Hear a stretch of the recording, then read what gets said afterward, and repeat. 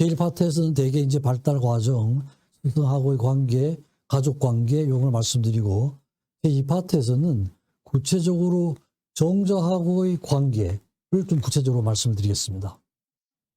아까 잠깐 말씀드렸다시피 경현당 수작도를 그렸죠. 계병은 이게 어떤 행사를 있으면은 그 병풍을 그리는가 봐요. 그 병풍을 계병이라고 그랬습니다.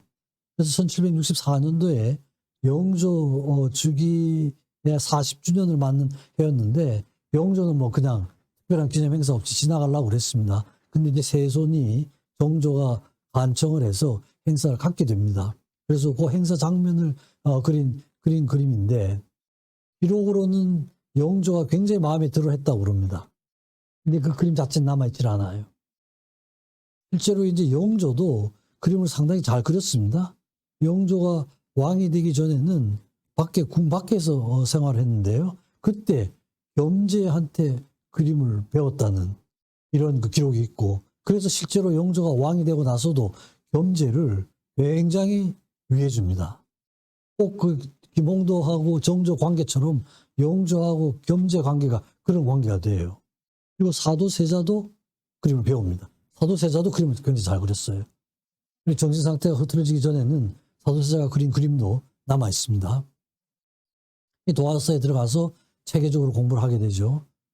그런 고계지의 인물화에 대한 공부, 그 다음에 사군자, 산수화, 뭐 말 그림, 동물 그림도 굉장히 잘 그렸습니다. 호랑이 그림을 그린 게 남아있는 게 있는데, 평이 그 호랑이가 마을에 내려가서 다른 그 짐승들 잡아먹지 않을까 걱정이 된다. 이런 식의 평을 남긴 사람이 있습니다. 동물 그림도 굉장히 잘 그렸어요. 그리고 그 청나라, 명나라의 유명한 그 화가들의 화보집을 보면서 모사도 하고 공부도 하는 이런 과정을 받게 됩니다.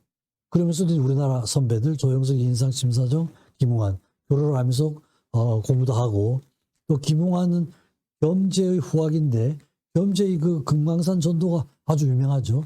지금 남아 있습니다. 그걸 모사를 해가지고 김웅대에게 선물도 해주고. 그러니까 옛날에는 그림 공부를 하는 과정이 선배 그런 그 화가들의 그림을 보고 연구하고 모사하고 하는 게 굉장히, 그렇게 하면서 자기 그림을 개발해 나가는 이런 게 굉장히 중요한 공부 방법이었던 것 같습니다. 그래서 이제 그걸로 금강산에 대한 공부도 하고, 결국 이제 1788년에는 정조의 명령에 의해서 금강산을 그려오라. 왕이 직접 가서 보기는 어렵고 보고는 쉽고 하니까 가서 그려오라고 이렇게 명령을 내립니다.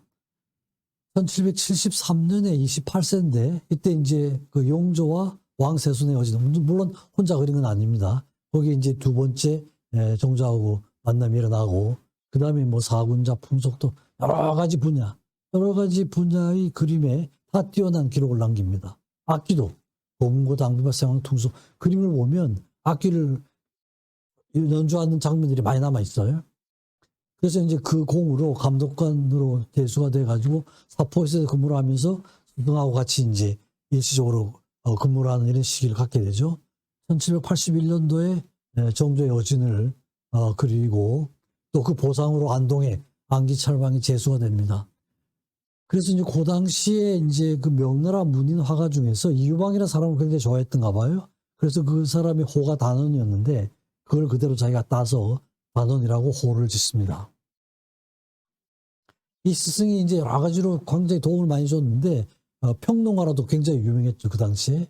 그래서 이제 그 단원의 그림에 대해서도 평을 하지만 인품에 대해서도 그런 식으로 평을 했습니다.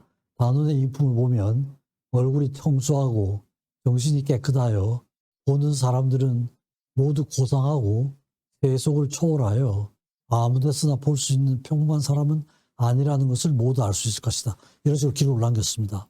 그리고 또 홍은진이라는 사람은 글씨와 그림에 두루 능한 자는 오직 단원뿐이다. 그뿐 아니라 아마 글씨도 굉장히 잘 썼던 것 같아요. 그래서 화소 동법이라는 이런 말을 썼습니다. 그림과 글씨가 하나다. 하나의 방법으로 그린다. 그런 거 많이 했죠. 그죠? 추사도 결국은 나중에 이런 글씨를 그림의 구도로 썼다. 이런 기록이 나오지 않습니까? 1776년도에 정조가 등극을 하게 되는데 그때 구체적으로 또 주제를 내립니다. 군선도 신선의 그림을 그려라. 이래가지고 정조의 명령에 따라서 분수도를 그립니다. 그런데 그 그림에 대해서 정조가 이런 평을 합니다. 붙잡은 화원의 정신이 우주 밖을 논이지 않고서야 어떻게 이런 경지의 그림을 그려낼 수 있겠느냐. 그대의 신필이라는 표현을 썼습니다.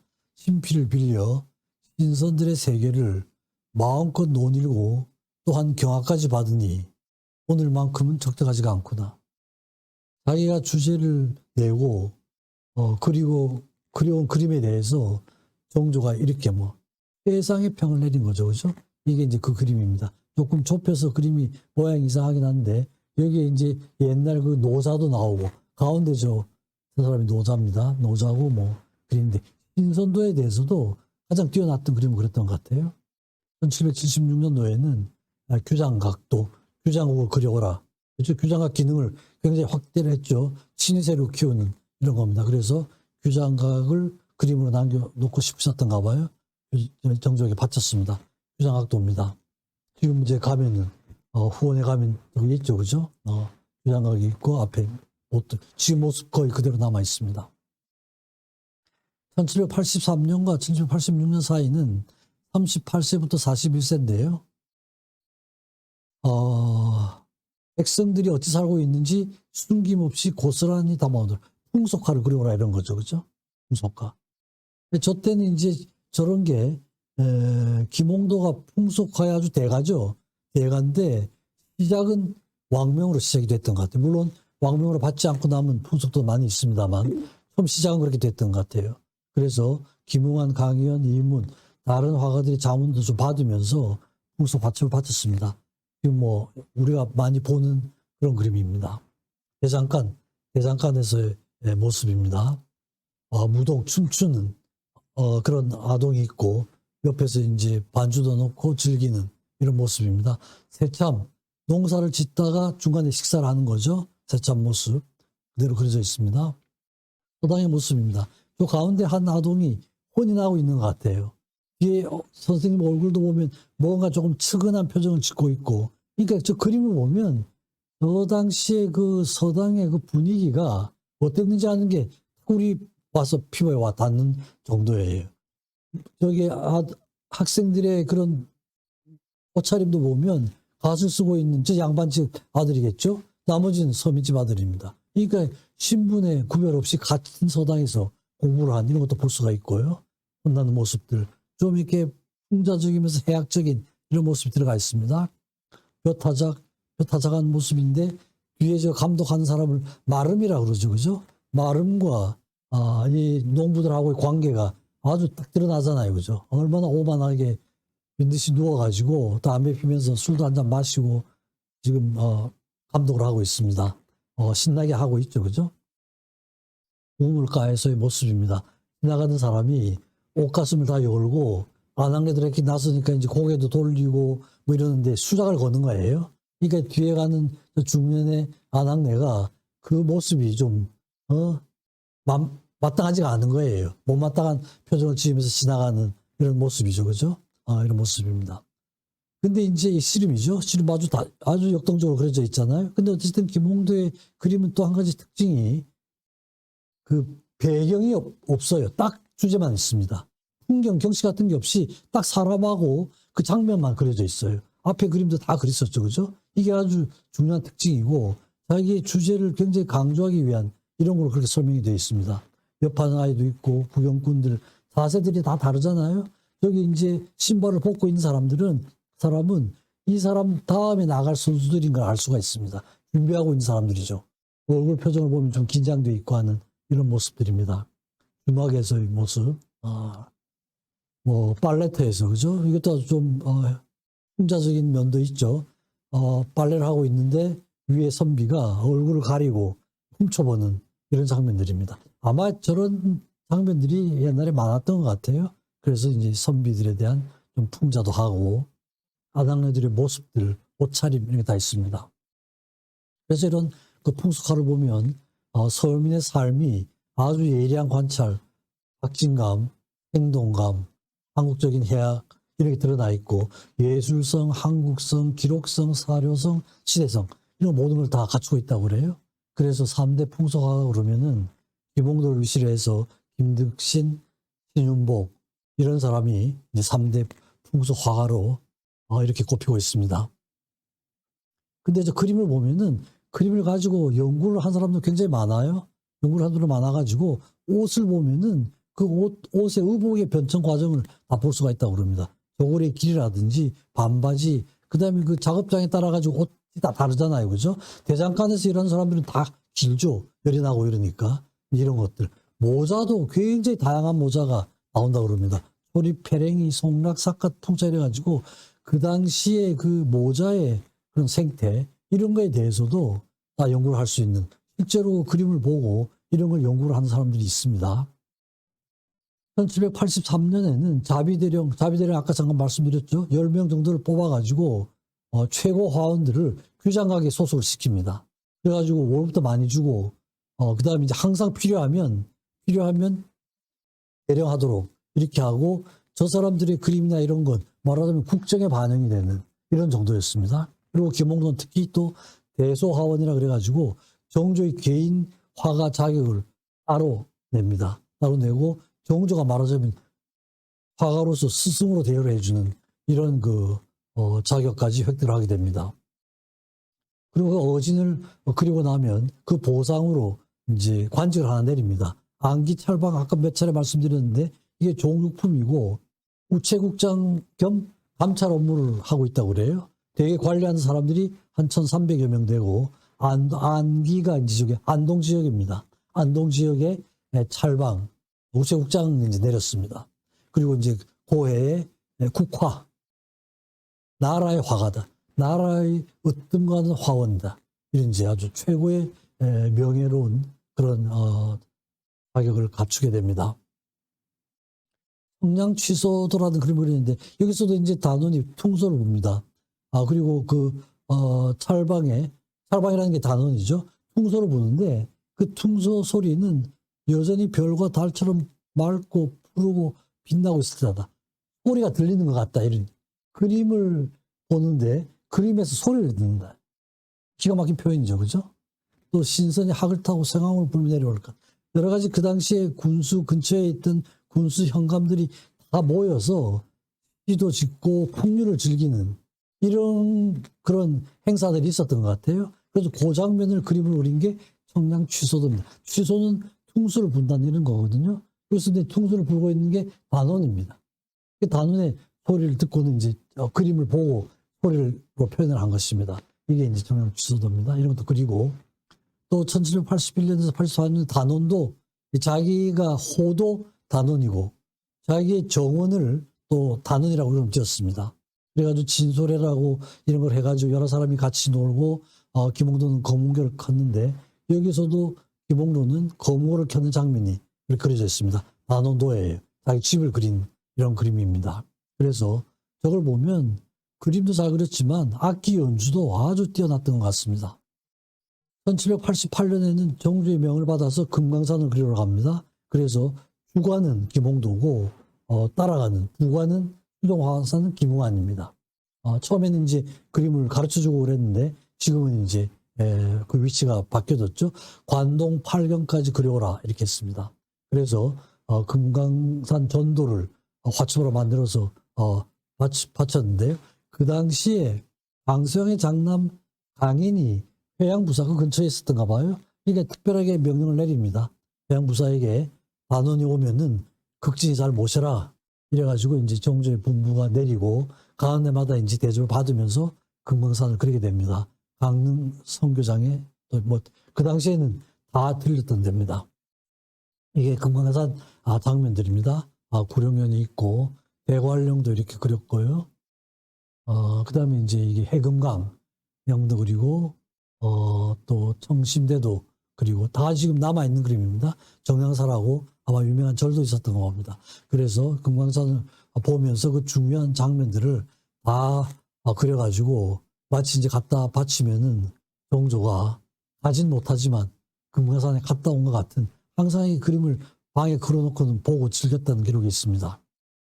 또 그러고 나서는 왜구들이 자꾸 이제 침범하고 이러니까 대마도 지역을 좀 파악을 해야 되겠다고 생각을 하셨던 것 같아요. 그래서 김홍도와 김웅환을 시켜가지고 대마도를 그려오라 이랬습니다. 그랬는데 김웅환이가 아마 가기 직전에 부산에서 급사를 하게 됩니다. 그래서 이제 혼자 가서 대마도를 그려왔는데 그려는 왔는데 그림은 남아있질 않습니다. 아깝죠, 그죠? 그다음에 이제 사도세자의 무덤을 옮기는 걸 천장이라고 그러죠. 배봉산에서 양주의 배봉산에서 수원으로 이제 옮겼습니다. 그러면은 이제 그 묘를 관리하는 그 사찰이 있게 되죠. 이제 용주사죠, 그죠? 용주사. 그래서 그 용주사에 불화를 그리게 합니다. 불화를 그리게 하는데 이때 이제 중국으로 그 가는 그 사신들에게 사신들이 있는데 그때 이제 김홍도하고 이명기를 포함을 시켰습니다. 그건 왜냐하면 중국의 여러 가지 그 천주교 성당에 이런데 벽화가 많다는 이런 얘기를 들었어요, 정조가. 그러면은 가서 거기에 그려져 있는 벽화, 뭐 천주교나 사찰이나 종교적인 면에서는 같은 거니까 천주교의 그림이나 이런 건 보고 배울 게 있을 것이다 이런 생각을 했던 것 같습니다. 그래서 이제 김홍도하고 이명기를 시켜서 가서 중국의 그 천주교 성당들에 있는 벽화를 관찰하도록 하고 그걸 가지고 이제 와서 용주사 벽화를 그리도록 합니다. 감독이라는 건 이제 감독하는 겁니다. 그래서 귀국한 후에 용주사 불화를 그렸을 때 그 감독을 또 김홍도한테 맡깁니다. 그래서 근데 이제 이전까지는 사찰에 있는 그림은 주로 화승은 스님 화가죠, 그죠? 그래야 되지 않겠어요, 그죠? 그래야 되지 않겠어요. 근데 주로 화승들이 그렸는데 이 용주사의 불화는 김홍도가 그렸습니다. 물론 이제 이명기, 김득신의 자문을 받아가면서 이런 장면입니다, 그죠? 그래서 이제 보면 표정들이 이 아주 서양 부처님 같아요. 그 영향을 많이 받았던 것 같습니다. 그래서 아주 서구화된 이런 불화를 남깁니다. 여기에서 최초로 명암, 서양 그림의 명암 원근법 이 두 가지가 이 그림에서 처음 시도가 되는 걸로 그렇게 되어 있습니다. 아주 스타일이 달라졌죠, 그죠? 그리고 이제 1791년 여름에는 규장학 관리로 또 임명을 하고 또 규장학 서리로 해서 관직을 내리면서 특별 대우를 하고 매일 입관할 수 있도록 하는 이런 걸 그립니다. 그런 자격을 내립니다. 그리고 1791년 늦가을에 이제 또 어진을 그리게 하는데요. 정조의 어진입니다. 주간화사, 동참화사, 수정화사. 세 등급이죠. 주간화사는 얼굴을 그리는 이명기예요. 이명기라는 화가가 이 인물화에는 아마 아주 제일 뛰어났던 것 같아요. 그래서 어진을 그리긴 했는데 항상 몸, 의복 이런 쪽은 이제 김홍도가 하고 또 도우미 이래가지고 이제 다 이런. 그러니까 이제 옛날에 어진을 그리려고 그러면은 상당히 어렵죠, 그죠? 왜냐하면 왕을 오랫동안 앉혀놓을 수가 없잖아요. 그렇다고 왕을 뚫어지게 쳐다보기도 어렵잖아요, 그죠? 왕의 얼굴을 그려야 되는데. 그러니까 이제 왕을 오랫동안 보지도 못하고, 근데 흘깃흘깃 보면서 그걸 익혀야 되는 거예요. 그거는 또 실물하고 다르게 그리면 큰일 나죠, 그죠? 그러니까 이제 왕의 얼굴을 보고 아마 비슷하게 생긴 사람을 따로 구했던 것 같습니다. 구해가지고 이제 왕하고 비교를 해가면서 이렇게 그랬던 굉장히 힘들었던 장면인데 어쨌든 그 모습을 그대로 잘 남겼었죠, 그죠? 그리고 나서 연풍 현감으로 제수가 됩니다. 그래서 연풍 현감으로 가는데 그게 이제 단양 지역 청풍 경치 좋은 데잖아요. 또 이제 그림을 그려오라. 가서 관직 생활을 하되 그 지역의 풍경을 다 그려오라 이런 걸 합니다. 가서 이제 갔는데 가뭄이 아주 계속이 되고 그리고 48세에 아들을 하나 얻습니다. 아주 늦둥이 아들이죠. 아들 연록을 얻게 됩니다. 근데 이제 가서 감사원이 내려가가지고 홍대엽이 뭔가 일도 잘 안 하고 뭐 그냥 중매나 쓰고 사냥이나 하고 하던 건데 이런 식으로 탄핵을 하게 됩니다. 탄핵을 하게 되면 일단 그걸 받아들이긴 해야 돼요. 정조가 탄핵을 했지만 열흘 후에 또 바로 사면을 시킵니다. 그리고 1795년도에 어마어마한 행사가 있게 되죠. 어머니 해경궁 홍씨와 사도세자가 같이 회갑을 맞는 해입니다. 아버지 돌아가셨지만 그래서 그 해에 행사를 어마어마하게 하죠. 8일간의 그 행사가 일어납니다. 그 8일간의 모든 기록을 김홍도로 감독하에 남기도록 그렇게 합니다.